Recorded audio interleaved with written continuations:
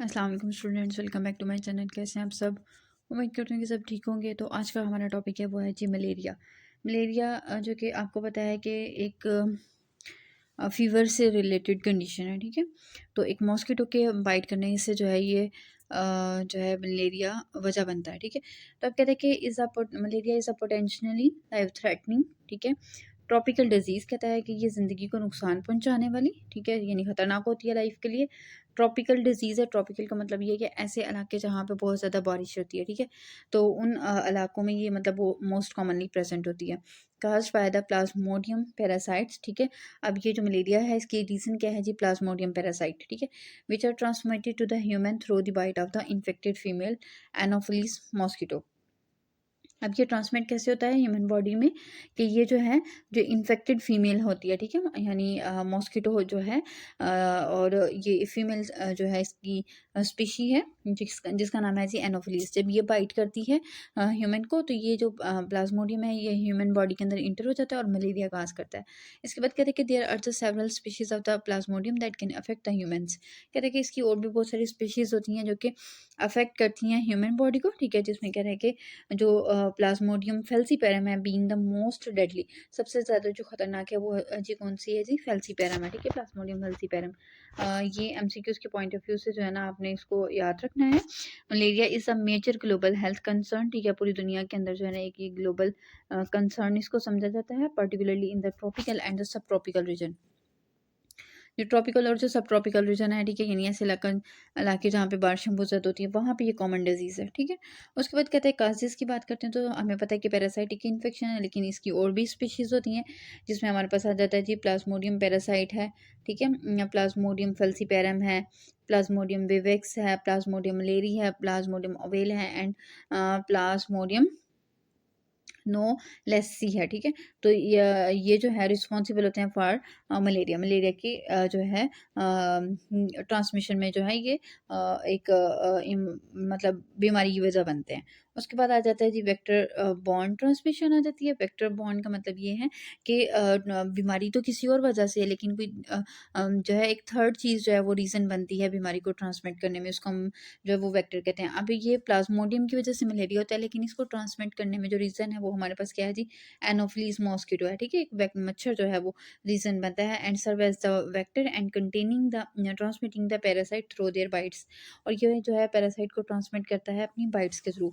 अब यहाँ पे स्टूडेंट इसका जो है लाइफ साइकिल दिखाया हुआ है कि ये जो इन्फेक्टेड मॉस्किटो है, ठीक है, यानी मॉस्किटो का काम क्या होता है कि ये जहाँ पे पानी के तालाब होते हैं ये वहाँ पे बैठा होता है, ठीक है, वहाँ पे इसकी ग्रोथ होती है, रिप्रोडक्शन होती है। तो वहाँ से जो पानी है, ठीक है, वहाँ से ये पैरासाइट आ जाता है इस मच्छर के अंदर। इस वजह से हम इसको कहते हैं कि फर्स्ट इन्फेक्टेड मॉस्किटो, ठीक है।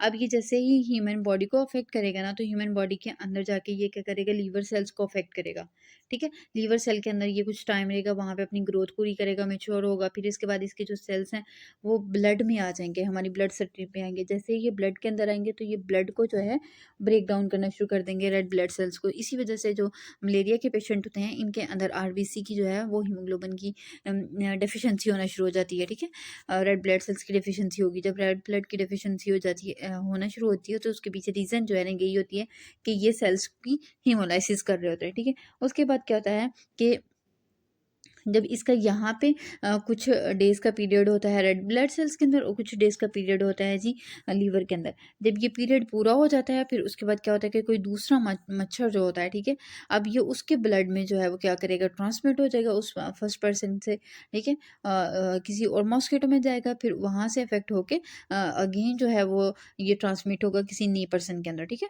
तो इस तरीके से ये पूरा इसका लाइफ साइकिल चलता रहता है इस प्लाज्मोडियम का। उसके बाद आ जाता है जी सिम्टम। सिम्टम में कहता है कि often with the cylindrical clinical pattern, ठीक है, सॉरी साइक्लिकल पैटर्न, ठीक है। कहते हैं कि इसका जो फीवर होता है वो एक साइक्लिकल पैटर्न में चल रहा होता है। यानी फीवर उतरेगा चढ़ जाएगा, उतरेगा चढ़ जाएगा, ठीक है, कम होगा ज़्यादा हो जाएगा, कम होगा ज़्यादा हो जाएगा। इस तरीके से एक साइक्लिकल पाथवे में ये जो है ना चलता रहता है। उसके बाद चिल्स एंड स्वेट्स, ठीक है, पेशेंट को जो है ना वो एक तो स्वेटिंग होगी बहुत ज़्यादा, उसके साथ जो है उसको ठंड लगेगी, ठीक है, अकम्पनिंग फीवर स्पाइक्स, ठीक है, यानी कि उसको जो है ना फीवर स्पाइक्स आएंगे, मतलब ये कि फीवर उसका बहुत तेज़ होगा, तो जिस वजह से जो है स्वेट्स होंगे, स्वेट जब होगी मतलब पसीना बहुत ज़्यादा आएगा और फिर साथ ही उसको ठंड लगना शुरू हो जाएगी। तो इस तरह की जो है ना स्पाइक्स आएंगी। उसके बाद कहता है जी नेक्स्ट हेडेक होगी पेशेंट को, इंटेंस एंड थ्रॉबिंग, ठीक है, बहुत यानी कि सीवियर उसको जो है ना उसको ऐसे लगेगा कि सर के अंदर उसकी वेन्स जो हैं वो फड़फड़ा रही हैं, थ्रॉबिंग मतलब सिचुएशन फील होगी। मसल्स एंड जॉइंट में पेन होगी, जिसमें मसल्स के अंदर एचिज होंगी और स्टिफनेस आ जाएगी, कड़ाहट जो है ना वो आ जाती है। फटीग होगी, प्रोफाउंड टायर्डनेस, बहुत ज़्यादा थकावट महसूस करेगा, ठीक है, वॉमिटिंग एंड नोजिया होगा common some time leading to anaemia, और कहते हैं कि बाजू कहती है अनीमिया की तरफ लीड कर जाता है। इनलार्ज्ड स्प्लीन इन सम केसेस, और कुछ केसेस में जो है वो स्प्लीन भी इनलार्ज हो जाएगी। उसकी रीज़न क्या होता है कि स्टूडेंट जब अनीमिया होगा तो अगर बहुत ज़्यादा अनीमिया हो जाए, सीवियर अनीमिया की तरफ पेशेंट चला जाए, तो अब वो जो आरबीसीज की ब्रेकडाउन हुई है वो कहाँ पे मतलब उनको ठिकाने लगाना होता है बॉडी ने, वो स्प्लीन के अंदर लगाना होता है, तो फिर स्प्लीन के ऊपर भी लोड पड़ेगा तो उसका साइज भी क्या होगा, बड़ा हो जाएगा। लेकिन कुछ केसेस के अंदर, उन केसेस के अंदर जब अनीमिया बहुत ज़्यादा सीवियर होगा। उसके बाद है जी, इसी वजह से अनीमिया जब होगा तो इसी वजह से पेशेंट जो है वो थकावट महसूस करेगा और उसको अपनी बॉडी में पेन महसूस होगा। उसके बाद डायग्नोसिस आ जाती है, तो इसमें ब्लड स्मीयर करवाएंगे, जिसमें microscopic examination of the blood to detect the presence of the plasmodium parasite, ठीक है, ब्लड का हम सैंपल लेंगे, उसको माइक्रोस्कोप के अंडर जो है अंडर जो है वो एग्जामिनेशन करेंगे, तो हम देखेंगे प्लाज्मोडियम पैरासाइट को, ठीक है। उसके बाद आ जाता है जी रैपिड डायग्नोस्टिक टेस्ट आ जाते हैं, जिसमें हम इम्यूनो क्रोमेटोग्राफिक टेस्ट करवा रहे होते हैं, जो कि डिटेक्ट करता है मलेरियल एंटीजन को ब्लड के अंदर, ठीक है, यानी कि मलेरिया के एंटीजन जो हैं जो कि बीमारी की वजह बनती हैं, उनको ब्लड के अंदर हम फाइंड आउट करेंगे RDTS के थ्रू। उसके बाद ट्रीटमेंट है, तो ट्रीटमेंट में हम लोगों ने क्या करना है, एंटी मलेरियल मेडिकेशंस देनी है। एंटी मलेरियल जो है वो डिपेंड करता है on the species and the drug resistance pattern, ठीक है, कि हमने देखना है कि स्पीशी कौन सी है, फिर उसी हिसाब से हमने इसको मेडिसिन देनी है। और दूसरा ये देखना है कि किसी ड्रग के अगेंस्ट जो है वो रेजिस्टेंस तो नहीं है बॉडी के अंदर, क्योंकि ऐसे ट्रीटमेंट देने का कोई फ़ायदा नहीं होगा अगर पेशेंट जो है वो ड्रग रेजिस्टेंट होगा। उसके बाद सीवियर मलेरिया आ जाता है। सीवियर मलेरिया के केस में हम इसको आईवी जो है वो artesunate is recommended treatment for the severe cases, ठीक है। तो कहते हैं कि अगर तो बहुत सीवियर मलेरिया हो गया, फीवर बहुत उसका तेज़ है, ठीक है, तो उस कंडीशन में फिर हम लोगों ने उसको क्या करना है, आर्टिसोनेट जो कि मतलब एक एंटी मलेरियल मतलब मेडिसन है, ठीक है, इसको बाकी मेडिसिन के साथ कम्बिनेशन में दे रहे होते हैं, ठीक है, ताकि ये जो सिम्टम्स हैं उनको फ़ौरन से डाउन करे।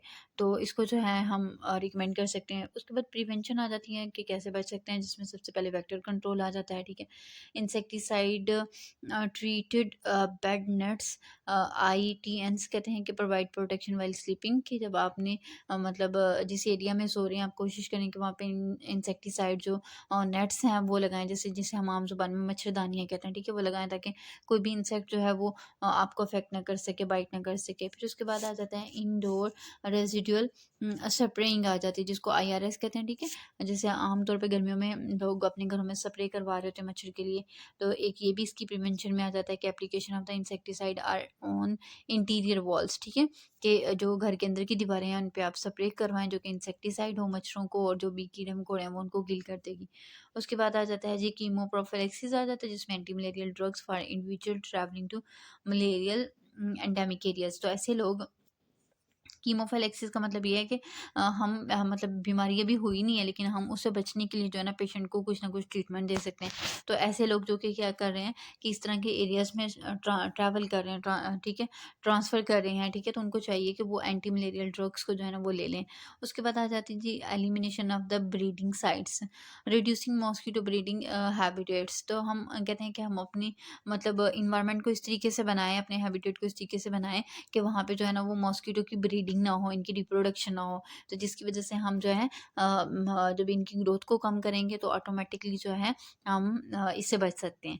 कॉम्प्लिकेशन में आ जाता है जी कि पेचीदगियाँ क्या बन सकती हैं, जिसमें आ जाता है जी सीवियर मलेरिया आ जाता है, यानी बुखार बहुत ज़्यादा शिद्दत से हो सकता है, lead to cerebral cerebral malaria and death, ठीक है, यानी कि ये सेरिब्रल जो है ब्रेन का एक पार्ट है, वहाँ तक इन्फेक्शन चला जाएगा और पेशेंट की डेथ हो सकती है। Anaemia due to destruction of the red blood cells by the parasite, के पैरासाइट जो है वो आरबीसी की डिस्ट्रक्शन करेंगे, वो रीज़न बनता है। बाजू का तौर प्रेगनेंसी कॉम्प्लिकेशन में आ जाता है कि increase risk of maternal and the foetal complication, कि अगर तो ये मदर को है तो फिर बेबी को भी होने के चांस होगा, ठीक है, उसके साथ भी जो है ना कॉम्प्लिकेशंस आएंगी, क्योंकि आरबीसीज की ब्रेकडाउन होगी तो अल्टीमेटली मदर के साथ साथ बेबी भी अफेक्ट होगा। तो ये जो है आज का हमारा टॉपिक था। अपनी दुआओं में याद रखें और चैनल को लाइक कर दिया करें, शेयर कर दिया करें, सब्सक्राइब कर दिया करें। अल्लाह हाफ़िज़।